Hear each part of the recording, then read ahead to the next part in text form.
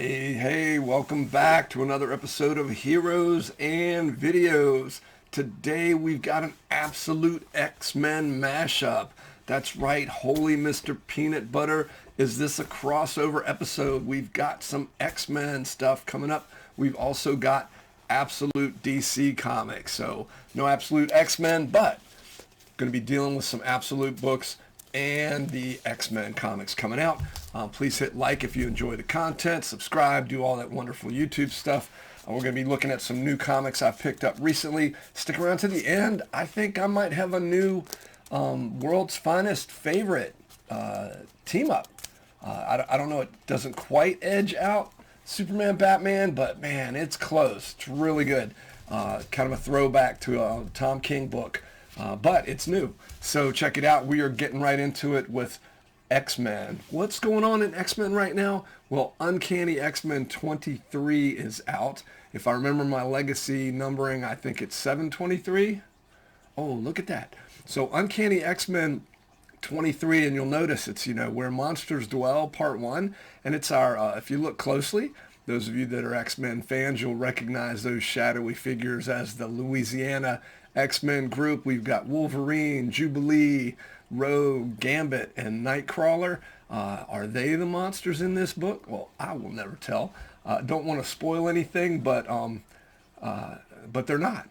Well, or maybe they are. There's some crazy stuff going on with Gambit in the last half a dozen issues or so.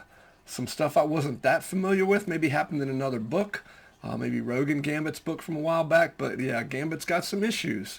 No pun intended. But it's really loving this book. The X-Men books are good. They're crushing it. This is the start of a storyline, and one of a really interesting character, one of my favorite anti-hero kind of villain characters from Spider-Man's in this. I'll let you figure out which monster character might have a Spider-Man background, but the also the other character, one of the other many characters that pop up near the end of this book, is a character from the Werewolf by Night special, the Marvel special. So that probably gives you a big hint as to who that is. But really enjoying this book, and this start of a new storyline would be a great place to jump on. If you're not buying Uncanny X-Men, you should. No, this is not a paid Marvel announcement. Or if it is, they haven't got me the check yet. So a couple other X-Men books that are out now. And I picked up this one a while back, well, just a couple weeks back. It's Rogue's got her own, I'm assuming limited series. I honestly don't know. It's called Shadows of Tomorrow. That's an interesting take because it's a little past there. Your shadow is usually something that's kind of behind you. And this says of tomorrow. Great cover. I don't think this was the variant one. Nope, this is just, but you'll notice Destiny there. Old school looking Rogue here. And Mystique.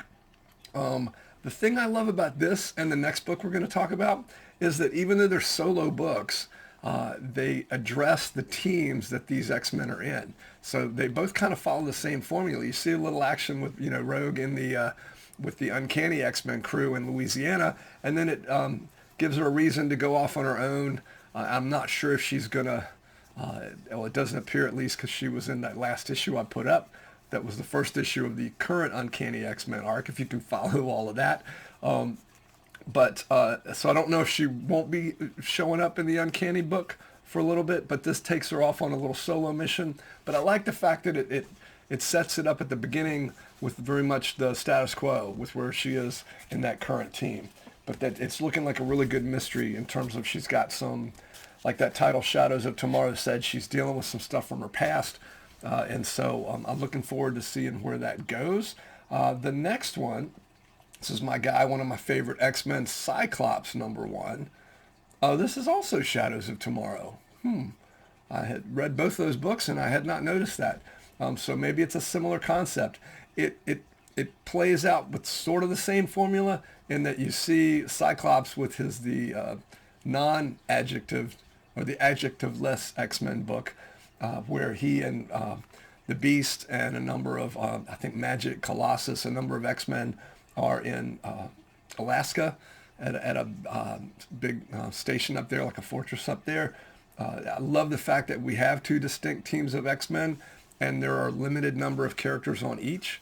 The Uncanny book has got, the crew I was just showing on that Monsters Dwell cover, as well as 4 New Mutants, for lack of a better word, that they're training or tutoring. But it's a very finite group of X-Men, and it's the same thing here, or at least in the regular X-Men book, in that we're talking about maybe 6 or 8 X-Men tops. It's not like with Genosha, and a lot of the books, and Avengers does this too. We're going to talk about that in a minute, where there's just dozens and dozens and dozens of characters in every issue, and it's a little confusing. I loved it when the Legion did that back in the day, but I like the finite number. I feel it's good that teams are getting back to that. Now, enough about the X-Men. This is Cyclops' book. It starts very much like that Rogue book did, in that you get a vibe for the team that he's on. It kind of sets a mood and shows you the status quo for that X-Men team, and but then it leads into a very, very cool Cyclops adventure, and it's Cyclops has kind of been Grant Morrison Batman a little bit, if you can use that as a verb, in that he's all powerful, can seem to do all sorts of things, and I think we tend to forget what his major weakness is, or what his major weakness would be if he were without something. And this is I don't want to spoil too much, but this takes us down that road. So I'm really encouraged to see where this book goes. My guess, now that I've just in the moment figured out Shadows of Tomorrow is on both books, very much makes me think they're limited series, that we're just the Shadows of Tomorrow thing is just going to maybe be four issues or so. But it's good. They're both off to a good start, and I'll be getting the second issues of each, and we'll let you know what I think right here on Heroes and Videos. In between the X-Men and the Absolute, we're going to talk about Avengers here for a minute. This is 801, or 801 in terms of legacy numbering, number 35. It's in the middle of a storyline. This cover has nothing to do with the book, other than it's going to illustrate what I was talking about just now, about how sometimes it just feels like there's just way too many characters in these books. This Avengers team that's in this one is one that's been around, I think, since this volume, for really these 35 issues. It's a good team. It's a good group. It's still like 8+ members strong, I think. And I do wish it's still all sorts of major cosmic or shattering shenanigans going on. I kind of long for the days of, and maybe this is a Hickman thing, because I was just thinking that with the Hickman Genosha stuff, the days where, hey, like the old David Michelinie, Jim Shooter stuff, where 6 or 8 issues, 6 or 8 characters on the book, interpersonal stuff going on. Everything doesn't have to be the end of the universe. So I'm hoping Avengers, as they tie up this, and I think they're going into it's not called Avengers Dissembled, but it's something similar that's going to be happening in a few months here. I'm kind of hoping they scale back Avengers a little bit. I know they got a big event coming up at the movies later this year, but I could do with a little less earth-shattering stuff for the Avengers. I'd love it to scale back. Some of my favorite Avengers stories were, 4, 6, 8 characters, and that team's around for a year or two before the old order changes. So I'm enjoying Avengers, but I'm kind of hoping for something different with the next reinvention of the title, if you will. This is a facsimile book here. It's Superman 423. It's the Alan Moore wrap up of Superman Man of Tomorrow. This Whatever Happened to Man of Tomorrow. This is the first half of that. I don't know if DC's publishing the second half as a facsimile, because this does very much have a cliffhanger kind of at the end of it.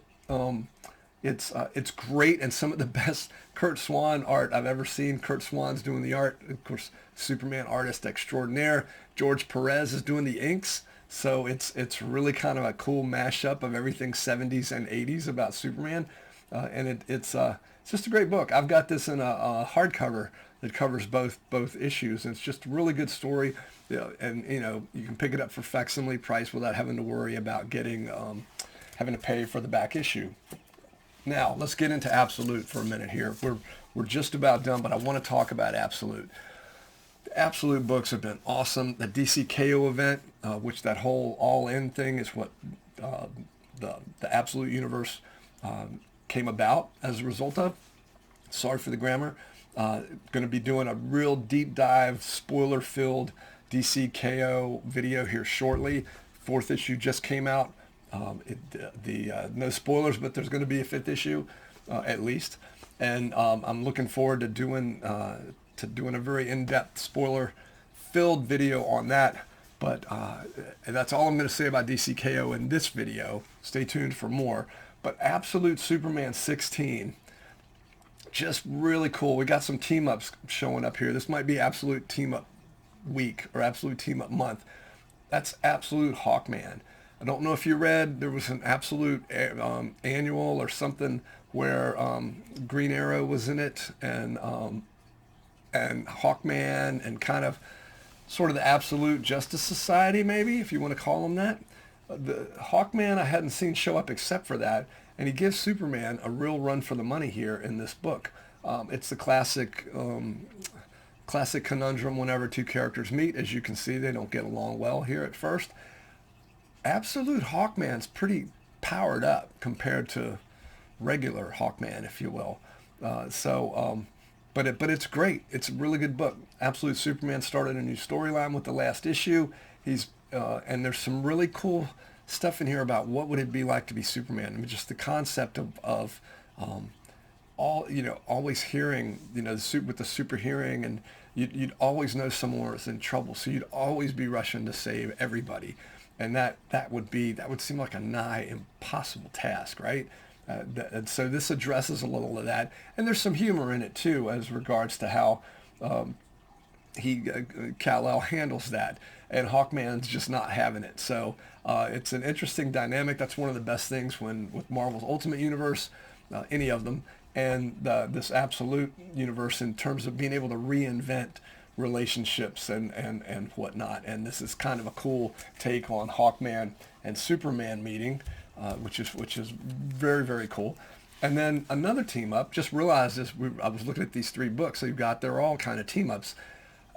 Last issue of Absolute Wonder Woman, which is right over here behind me, was teaming up her with Batman, with Absolute Batman, and that was just really cool. I liked that story enough to pick up the next issue of Absolute Wonder Woman, and it's pretty good. I enjoyed it. I love the mythological aspect of the character that they're leaning into. I think I picked up the first issue, and that was about it. This is a good jumping on point. I didn't really need to know anything else. And what else do you need to know other than that's the new Absolute Zatanna? And apparently fishnets work for the torso as well as they do for the legs, because her outfit, if you see, is fishnets on her top. But and I'm assuming that's Diana in the background. But it's great. New story starts here. There's Suicide Squad in here, which, as you can imagine, is just as different as everything else is, being Absolute from the other stuff in the regular DC universe. Zatanna's great in this. I don't know what's going on, except I'm enjoying the book. It's not, it wasn't big bombastic battle stuff fighting monsters and everything like you might think, but very enjoyable story. So getting a bit of a feel for what Absolute Wonder Woman is like, and I do highly recommend it. I think I'm on board at least for another issue, and I guess that's the best recommendation you give any comic. Now up here, last but not least, one of my favorite team ups here of all time. I'm a huge World's Finest fan. Superman and Batman are like just have the coolest dynamic, I think. Pretty much in all of comics. I'm trying to think of another example, and I'm such a Marvel guy, right? I don't like to admit this, but Superman and Batman, that Bruce Wayne, Clark Kent dynamic is just something. And they've worked it really well in recent years to have Wonder Woman part of that. I know it's the Trinity and all that, but that was sometimes felt a little forced, but they're making it work. Absolute Batman and Absolute Wonder Woman, it might be edging out World's Finest. These two have not been in. This is only the second book they're in, really teamed up, but it works. I don't know if y'all remember the Tom King Batman two-parter years ago, where I think it was right around the time he also did a Superman two-parter, but Batman and Wonder Woman are in a like another world, and they basically are spending years there, and time moves differently than it does in our universe. Very similar dynamic in this book in that they have to go on a mission, and as a part of that mission, they as part of, and I'll try not to spoil too much, but as part of that mission, they have to go on a quest, and where they're going on the quest, time moves differently than here. There's a pretty cool scene, semi-spoiler here for the next 15 seconds. There's there's a scene in here where Diana is telling Bruce that they have to go on this journey, and she's telling him how long it's going to take. It's going to take 2 weeks to get there. And he says, Batman says, but I have to work, but I have work. Like, I got to be at work tomorrow. I got to be at work Monday or whatever. It's just a weird thing you would never hear regular universe Bruce say. But in this world, Bruce is working construction and he's got to go to work on Monday. It's just, but the dynamic is great. The two of them, the respect they have for one another, and I get the feeling, I haven't read a lot of Absolute Wonder Woman, as I just mentioned, I don't feel like she necessarily respects a whole lot of people, particularly not like normal human regular people, if that makes sense. And it's just cool to see her as a warrior. I don't want to say she doesn't respect people, but she respects warriors, and it would take a lot to have her respect you as a warrior, and she respects Batman, and Batman obviously respects her. So it's just, the dynamic is fantastic. It's funny. It's there's a lot of tension in it. There's a lot of action. Really, really good book. I look forward to more of these. I would love to see this more in the future. I can't imagine what Absolute Justice League would be like. That's crazy to think about these characters, particularly these two on a team. So I'm sure everybody out there is buying Absolute Batman. Check out Absolute Wonder Woman, Absolute Superman. All of the Absolute titles are great. Well, at least those three. Those are all I've really dove into. But I'm just loving this. Maybe I'll do a deeper dive on this with showing you some of the inside. But just really, really good, great team up. And like I say, almost, I don't know if I'm quite ready to put it on the world's finest level, but it's certainly very interesting. And they have just a very interesting and amazing dynamic between the two characters there. So that's it for this episode of Heroes and Videos. Thanks for sticking around to the end. I appreciate you. Going to have, again, some DCKO stuff coming up, as well as a Wonder Man review. I don't know if you've seen it. You should. Wonder Man is something else. Daredevil's coming up, I think, in about another month, maybe 6 weeks.